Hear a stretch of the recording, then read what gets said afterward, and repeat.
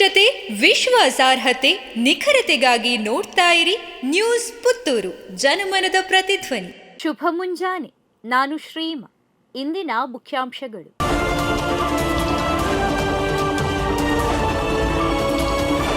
June 6ರಿಂದ 8ರವರೆಗೆ ನವತೇಜಸ್ ಸಂಘಟಿಸುವ 7ನೇ ವರ್ಷದ ಹಲಸು ಹಣ್ಣು ಮೇಳ.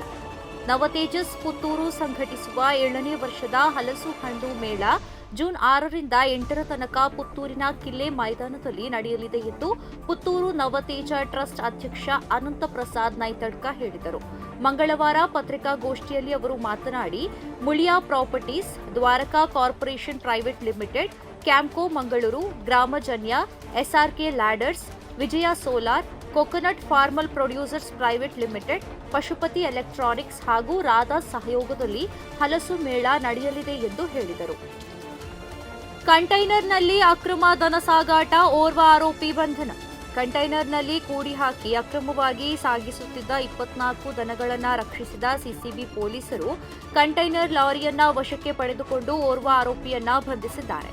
ಚಾಲಕ ಉತ್ತರ ಪ್ರದೇಶ ಮುಜಾಫರ್ ನಗರದ ಆಸಿಫ್ ಬಂಧಿತ ಆರೋಪಿ. ಮತ್ತೋರ್ವ ಆರೋಪಿ ಪರಾರಿಯಾಗಿದ್ದಾನೆ.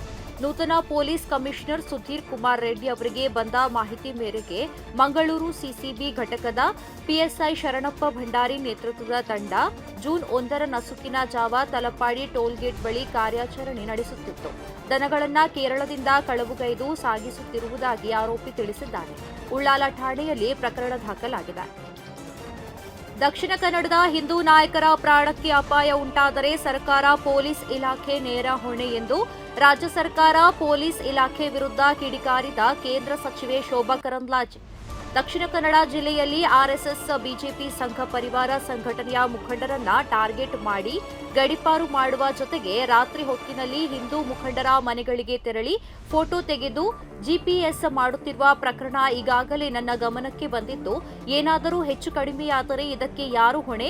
ನಿಮ್ಮ ಸರ್ಕಾರದ ವೈಫಲ್ಯವನ್ನ ಮುಚ್ಚಿ ಹಾಕಲು ಈ ರೀತಿ ಸರ್ಕಾರದ ಕುಮ್ಮಕ್ಕಿನಲ್ಲಿ ಪೊಲೀಸ್ ಇಲಾಖೆ ಮಾಡುತ್ತಿದೆ ಎಂದು ರಾಜ್ಯ ಸರ್ಕಾರ ಹಾಗೂ ಪೊಲೀಸ್ ಇಲಾಖೆ ವಿರುದ್ಧ ಕೇಂದ್ರ ಸಚಿವೆ ಶೋಭಾ ಕರಂದ್ಲಾಜೆ ಕಿಡಿಕಾರಿದ್ದಾರೆ.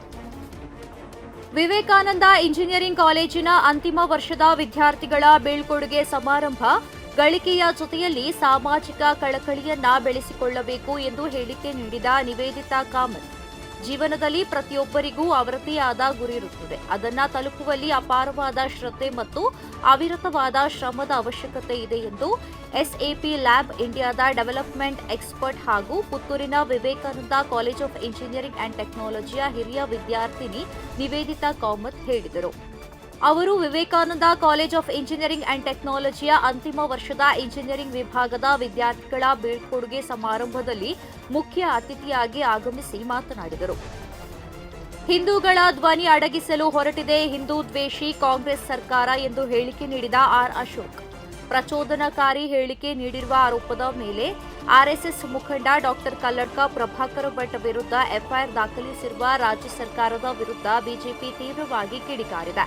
ಈ ಕುರಿತು ಸಾಮಾಜಿಕ ಜಾಲತಾಣ ಎಕ್ಸ್ನಲ್ಲಿ ಪೋಸ್ಟ್ ಮಾಡಿರುವ ವಿಧಾನಸಭೆ ವಿರೋಧ ಪಕ್ಷದ ನಾಯಕ ಆರ್ ಅಶೋಕ್, ಹಿಂದೂಗಳ ಧ್ವನಿ ಅಡಗಿಸಲು ಹೊರಟಿದೆ ಹಿಂದೂ ದ್ವೇಷಿ ಕಾಂಗ್ರೆಸ್ ಸರ್ಕಾರ ಎಂದು ವಾಗ್ದಾಳಿ ನಡೆಸಿದ್ದಾರೆ. ಪ್ರತಿದಿನದ ಸುದ್ದಿಗಳಿಗಾಗಿ ನೋಡ್ತಾ ಇರಿ ನ್ಯೂಸ್ ಪುತ್ತೂರು, ಜನಮನದ ಪ್ರತಿಧ್ವನಿ. ಧನ್ಯವಾದಗಳು. ವಸ್ತುನಿಷ್ಠತೆ, ವಿಶ್ವಾಸಾರ್ಹತೆ, ನಿಖರತೆಗಾಗಿ ನೋಡ್ತಾ ಇರಿ ನ್ಯೂಸ್ ಪುತ್ತೂರು, ಜನಮನದ ಪ್ರತಿಧ್ವನಿ.